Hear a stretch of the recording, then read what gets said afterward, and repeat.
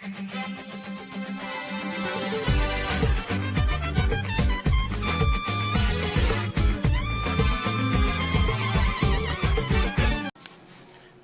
antsoina fitsaboana nentim-paharazana dia ohatrany hoe karazana mpitsabo rehetra ihany izy.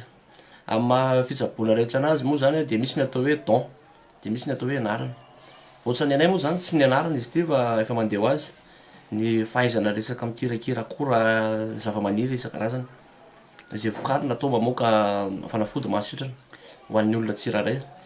Fa tsy io zany tsy hoe ho an'izay te hitsabo dia mitsabo daholo, fa misy ny atao hoe misy zany no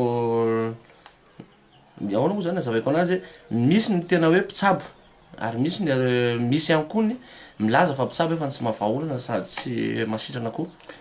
Ary io koa zay hoe tsy zay rehetra marary dia hoe am'safidin'ny olona dia mandeha mitsabo nentim-paharazana, fa misy ny aretina voajanahary azo avy amin'ny rivotra iainana. Ka zay ny ilazako foana hoe tsy azo atao ny manao dokotera tena rehefa marary fa mandeha amin'ny toeram-pitsaboana isan-karazany. Nanao début de raison zany vao tena hoe mifantoka tao anatin'ilay fitsaboana, dia tiany foana moa zany, jusqu'à maintenant moa zany tena fa 29 ans, afa 16 ans expérience zany zao ny tena am'izao amin'ity resaka fitsaboana ity, ary tsisy zay tsy mahafantatra an'izany hoe maître feno zany raha mbola eto Madagasikara sy tsy any ampitan-dranomasina any. Amin'izao gratuit zao zany amin'ny consultation aloha tsisy consultation zao dia mahatsatsatsy amina 100 izy. Efa niatoko koa gratuit ny consultation, misy ihany koa ny fanafody izay ananako ato mbola tsy aloa vola ihany koa. Ny laharan-tarobia 034 67 492 41 032 50 506 88.